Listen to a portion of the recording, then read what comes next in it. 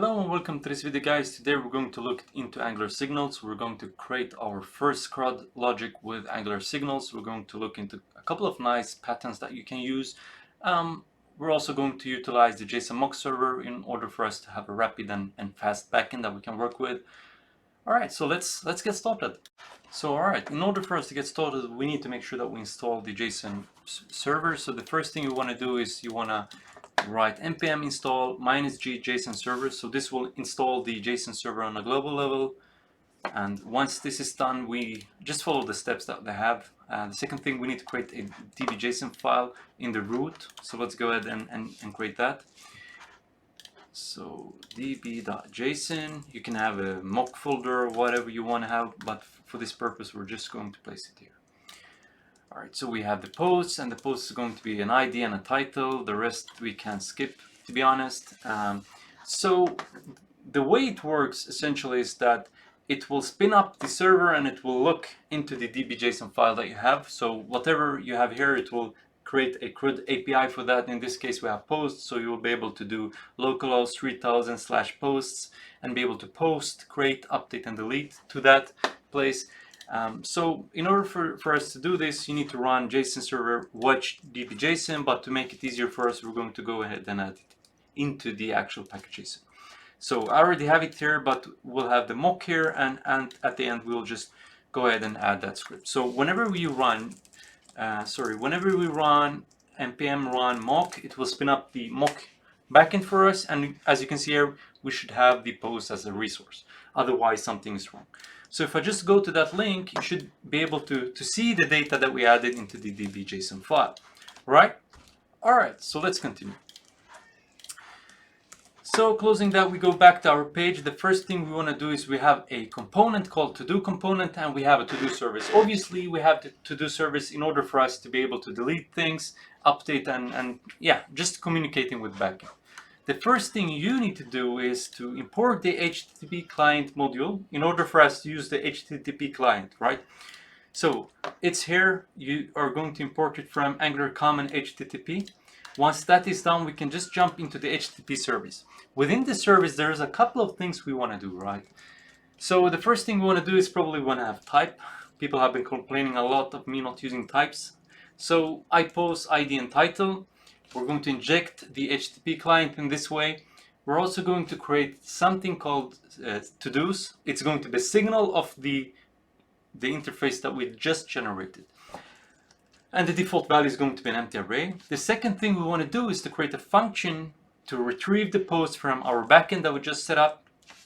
So this will just return this.http.get and the type of the post, and it's going to return it. So at the end of doing this, we want to make sure that we actually persist the signals within the service so that from multiple places we can just go and fetch it. So it would be quite similar to the way you would have it with behavior subjects, but in this way it would mean so much less boilerplate code that has to be entered. So let's look into this pattern. All right, so we have the get post. We're going to do something similar for create posts. We also want to create a upsert to do function. This upsert to do function is essentially going to add the item into the signal list that we have. If it does not exist, if it does in fact exist, we want to update the value, right? So let's continue going to the update post. We want to do the same thing here. And instead of having post, we're going to go with put and post slash and then ID of it. And here we're also going to call the upsert to do because it's either going to update on or insert. So the upsert. So let's get to the upsert function here. We are essentially going to retrieve a post. We're going to check whether this post exists. So in this case, we're going to say find the index of that element. So after we found the index of that element, if it equals to -1 means we do not have any match. That does in fact mean that we can push it into the array. If it does not exist, we should mutate or essentially update. So the difference between set in this case and mutate is that set will generate, you will update everything. Meanwhile, while mutating, you will only change a chunk of that data that you have. All right, so once we're done with this, we have the upsert. We also want to have the delete logic so that we can delete things. And as for the delete, there's a couple of things we want to do, right? We want to filter that thing away from the array of to-dos that we have, and we want to make sure that we update the data. So we're going to set the data of the to-dos, and we'll do so by actually filtering away based on ID in this case. All right, so now that we have the service up and running, we should be able to start working with this within the component that we have. First thing we want to do is we want to essentially inject the to-do service, and then we want to call the get post. So we'll retrieve the post from the backend. And once we have retrieved it, keep in mind that we're storing all of the data within the service. So instead of having one variable here where we will assign the value, we can in fact just create a forwarder. We'll only point towards the service signal that we have here. All right, so once this is done, we can go into the component file. Let's add a div. We're going to have two sections. One is going to insert the data, and the second section is just going to list the data. So we'll have the UL, and then we want to have the LI, and we're going to loop through the posts, or the to-dos really that we named it. And keep in mind, when you're looping through signals, or when you want to access the value of a signal, you need to have the parentheses. All right, so we're going to post or essentially we're going to print the title. So if I store and save this and reload the page, let's see what happens. Maybe I have some issues. Let's see here. Is it in fact calling our service? No, and that's because we forgot to add the to-do into the app component. So now that we have it, you can see that JSON server comes from the mock server that we have. Let me make sure that we make the right screen a bit smaller so that we can preview the code in a bigger window. All right, so now that we have it in this way, let's continue. So we're being able to get the data. The easiest way we can do now is to add the delete of the data. So we'll add a button where you press to actually delete it, or let's not call it delete because it's a reserved word. Let's call it delete to do. All right, so in the component, we'll have a delete to do function. I feel that people will get mad at me for calling them to do and post and so on, mixing up that. I'm sorry for that, but let's just continue. So we'll export the post here so that we can find it from here. Obviously, you should place the interfaces within their own files, but let's continue just for now. So this is going to receive the to-do ID that we want to delete. It's going to be of type number, and here we're going to call the delete. We're going to call to delete, right? And the delete post here, it wanted to have a to do or the complete post. I see no reason to have it in this way, so we can just for a fact just change that to ID real quick. So now that we have the IDs, there's a lot less boilerplate code. Let's see here what the issue might be. It says the to do might be because we added the optional typing here. So if we don't have any ID, just return. And if not, we can continue. And obviously here we then need to have the undefined. All right, so now that we have the delete logic, when I press this button, some magic should happen, right? If it works as we intended to work, it should remove it and the JSON server should be gone. And as you can see here, it's gone. What really happens when we press the button is that it comes here, it calls the backend, removes the data. Once the data has been removed from the backend, it will tell us, okay, you have succeeded with something. And once it has told us you have succeeded with it, we can go ahead and proceed to remove it from our actual signals that we have. So it's quite clean, it's easy, it's so little boilerplate code and logic that you have to handle from the component file, which I usually tend to like. All right, so let's continue. So we want to add a form where we can add the items. So let's go ahead and add a div here. It's going to be a form, and in this form we're going to have an input.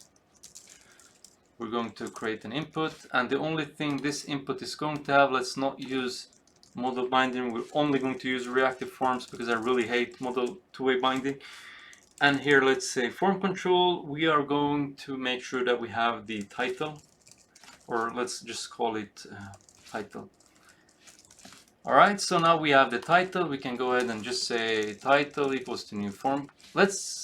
Form control I think we need to just create a form group. So to do form equals to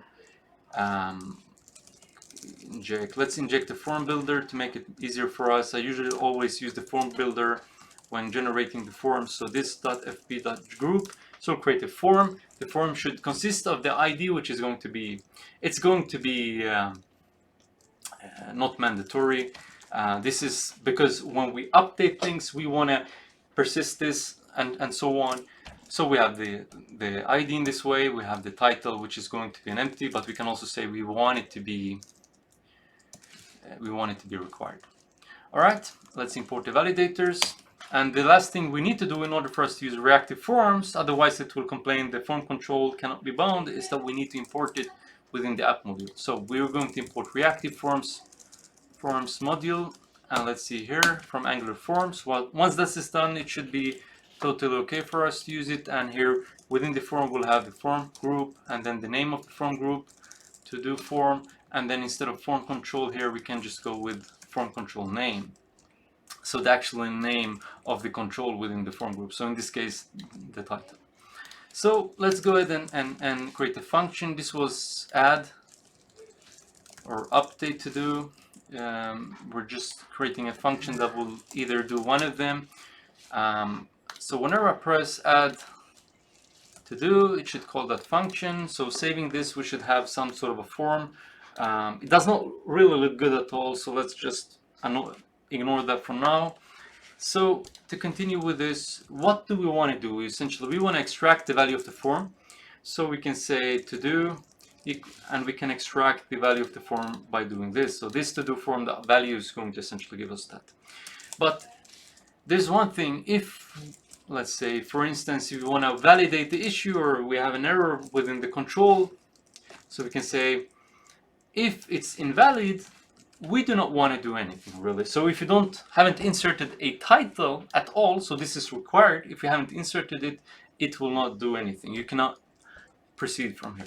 So here's a common case where you probably would have some validation that would prompt some error messages. For reactive forms, I have a couple of other videos for that you can look into, and so on. All right, so to continue, you have the title here, you have the add to do, but what we want to do here when we press the button is we actually want to communicate with the service, and either we have an add or update, or we could just say this to do form value.id. If this equals to -1, we want to add the post, otherwise we want to update the post. All right, so it's going to also call the let's see here, the to-do service, and if it's equal to 1, we're going to create a post. If it's not, we're going to call to update, to the service.update post, and we're going to pass in the to-do from here. So if I save this now, obviously we need to make sure that we subscribe to it and so on. So what you could do is you could say, you could create 2 internal functions that, for simplicity, to do this. And here you could essentially just call this update logic, for instance, and then you have pipe take 1 subscribe. The reason to why you take 1 is that we only want to take it once, and then we should have create post, and this should call the create post function. So update, and then we can just go ahead and remove the service call, and then since we have them private, let's use the underscore value here. So if the ID is -1, which it should be in this case, and I press the add to do, it should come in here and say, all right, mate, you're -1 because that's our default value in the form. Do this, create a post. So clicking here, it should call the backend to generate the post, and as you can see up here, we have the actual item. So if I would span click now, as you would understand, that it would still have the same form value. So what we want to do when we update something, we want to just reset the form. So resetting the form in Angular here would essentially mean that we set it to the default value that it had. So hello world 2 would reset it to be an empty. Let's see here. In duplicated IDs, let's see, The issue is that when we create a post, we essentially need to delete the ID. This is the flaw of actually using JSON mock server. You need to handle the IDs yourself, right? So let's go ahead and add one here just so that we have them in this way. And whenever we create something here, let's just delete the post ID. Obviously, you're not going to have anything. For a real backend, it would understand this and filter it away. But as for here, it would not do it. So continue. Hello world 2. Adding this, you would have 2 items and it would be resetted, so I cannot no longer spam the button. So the question might be, how can I edit it? So we could do a similar logic here where we actually edit the to-do. So here we'll say edit to-do. And this function essentially want to do one thing. It's going to trigger the edit of the form, right? And here we need to take in the to-do. So this, we're going to patch the form. So whenever I press edit, it should trigger to, it should give us a call to essentially patch the form. So editing hello world, it will give us the ID 1 and the hello world, and here we'll do it with 2 instead, changing this item. So when I change it, it should not add a third option, it should change it, right?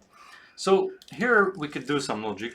In order for us to make it even better for us in terms of user experience, we could go with value.id. If it equals to -1, add, otherwise update. So that user easily understand that we want to update it to do. So once I have updated it, it should reset that value to -1, which in this case it does not in fact. So we can just go ahead and say reset that with -1. All right, so doing this, it should automatically switch back that code to add to do. All right, so now that we have this kind of logic, this is actually the CRUD logic for to-dos, but let's make it even more user-friendly. So playing around a bit with the CSS, we can say to-do wrapper, and then here we're going to have the class, let's call it to-do list, and then we would have the to-do form. So we have 3 different CSS classes that we can look into. So we had the wrapper, and then within the wrapper we had the to-do list, and then within the to-do list we had see here the to-do form. So now that we have these 3 items, we can start by actually making it look a bit better. So the first thing we want to do is we want to flex them, align them next to each other, let them center in this way. And the form, let's go ahead and say we want to have a padding of 24 pixels. We want to add a background, let's say of white in this case. We don't have any variables here, we're not going to start using them either. So let's just give it a 3D effect like this. And keep in mind, we're not going to make it super beautiful, just a bit to improving it a bit so that you can take the code and do whatever you want to do with it. All right, so to continue with this, we have the form to the right, and then to the left, let's go ahead and make sure we also style this one a bit. And this is going to be the list. We do not want to have any margins. All right, to continue with this, we're going to make sure that we have adding the buttons. We're going to throw them to the right corner, and in order for us to do this, we could just wrap it a bit with this. And then we can say on the li item within the to-do list, we want to display flex, and we also want to make sure that we have a justify content space between. So now when you look at it, you can see that we have something in this way. All right, continuing with it, we can make sure we have some spacing, so we can have a margin bottom here, let's say 24 pixels. We can also make sure that we have a border bottom like this. And we also want to have the margin and border just if it's not the last child, right? So only on the first child. So we have the margin. We can also add a padding button so that it looks like we have some spacing in between in this way. We can also make sure that we have a bit prettier buttons. So we can go ahead and say border 0.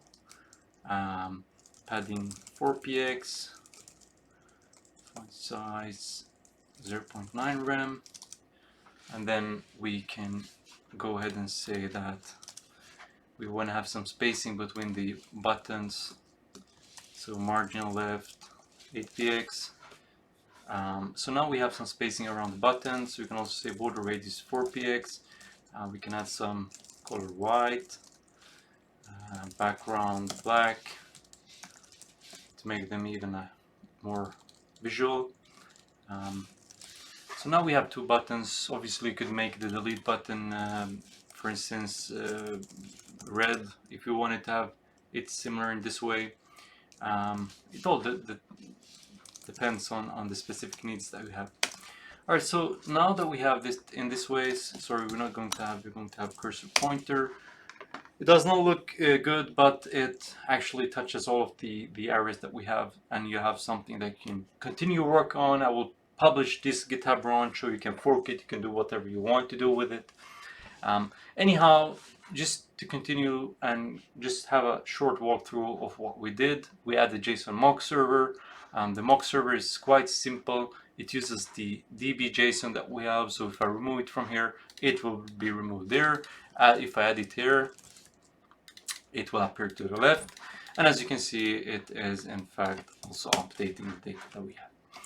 Alright, so this is the JSON mock server. So let's go ahead and look into the actual, let's make this a bit bigger that we have. We can make it more visible.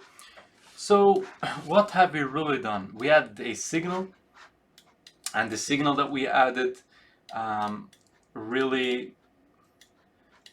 the signal that we added was just a simple thing that we added into the service. Keep in mind that this is something you can create reusable patterns for. You could create, for instance, a base service which essentially utilizes this. Maybe it calls it resource service or whatever. Let's do it now so that you guys get some ideas on how you can work with it. I think this is a quite nice pattern. You clean up a lot of code from the components, which essentially is quite clean according to me. I really hate to have too much business logic within the actual components. So let's call this resource service. It's going to be called resource service, and we want to extend from it in order for us to actually be able to start working with things. So we have the resource service, and then if we go back to this regular service, we can just extend resource service. So whatever we place within the resource service will be available within the to-do service that we had. And obviously, if we add iPost here, we're screwing ourselves because we do not really want to have it in that way, right? We want to be able to, let me just make myself a bit. All right, so what we want to do is essentially we want to make sure that we can reuse as much things as possible. And in TypeScript, it's quite awesome. You can use the generic type T, and this essentially means whatever type you're passing in, or it will automatically sense the kind of type, right, for you specifying it. So here you would say iPost, and then whatever is being used within this resource from this instance of the service that we use, it will automatically understand that the signal is of type iPost where we use it, right? So let's clean up a bit of logic that we have. So we have the upsert to do. This is something we can move into here. Obviously we cannot have private, you can have a protected so that we can inherit from it. All right, so here is a common issue that we have. I'm going to explain shortly why. So if I save this, it's going to say the ID is not a type of T, and there's actually ways of doing it. Either you could make sure that you could either pass in the key if you wanted to, but let's not do that. Let's just go with a quite easy resource base. Let's start it like this, and we're going to an ID in this way, and then we're going to say that this is going to be of this type. So what does this really mean? Let's see here what it complains about. Yes, obviously, so let's just generate the type of this. So type resource type, it's going to take in the T, and it's going to be in this way. So this is just playing around a bit with TypeScript. So we can now say this is going to be a resource type T. So whatever we get in, we're also going to pass in to the type, and then we're going to say that whatever we pass in should have the ID as well. So let's see here. Yeah, obviously T does not equal to what we had, so we need to have resource type T here as well. So now that we have this, we have a generic typed service that we can reuse a lot of logic from. So whatever you want to be reusable amongst your services, you could place it here, and you can extend it from your service. So in our case, most likely the delete logic, we also want to have it moved in. So this dot delete or remove resource, you should probably call them upsert to do instead, and here you should have the remove resource. Sorry, it should be upsert resource instead, so that you have something that could be reused for many things, right? So here we're going to do this. So we're going to pass in the either you could do it in this way, that you pass in the value like this. So within the resource service, we need to make sure that we have this function, and also here it's going to be not to do, it's going to be resource, because this is what we're going to reuse amongst the different places. And here we're going to also call it resources, because it's multiple of the actual item that we use. All right, so if we want to remove it, we could have a protected here as well, and then we are going to just take in the ID, and then we're just essentially going to filter away, quite similar to what we did here. I can see I removed the code, so let's just go ahead and rewrite that. Let's see here. You could actually use the mutate for this to just filter away that particular part as well. And here it's going to complain about the to-dos. And here we can have a function called set resource. And this is also something we can place here. All right, so this is going to take the array of resources, so resources, and then you're going to be able to set the resources in this way. And also we rename them resources. We can do that as well here. So no post, we can call it resource as a singular. Obviously we're not going to have T anymore. As mentioned, we need to have the resource type T. Keep in mind, you create it once, you can reuse it everywhere, which is quite awesome. Less boilerplate code is amazing. Keep in mind that the more you tweak the logic, the more things might be actually more problematic for you, because as soon as you want to customize something for one view and you have something set up for 40 views, you're going to end up with something that might break some logic and so on. So keep in mind that you use this with having that in back of your head, thinking of things that you should not break and so on. The thing I like with this is that you set up unit tests for one particular file, and then all of this select resource, upsert logic, and remove resource should work. Obviously you need to test this to do service as well, but you do not need to test the upsert logic in every place that you have. All right, so now that we have that, this is not called to-dos anymore, it's called resources. So if I just say now, it should all work as it did before. So guys, let me know what you think. Please leave a comment. Anything, I would appreciate any feedback, bad or good, does not matter. Thank you guys for watching. All of the best. Bye.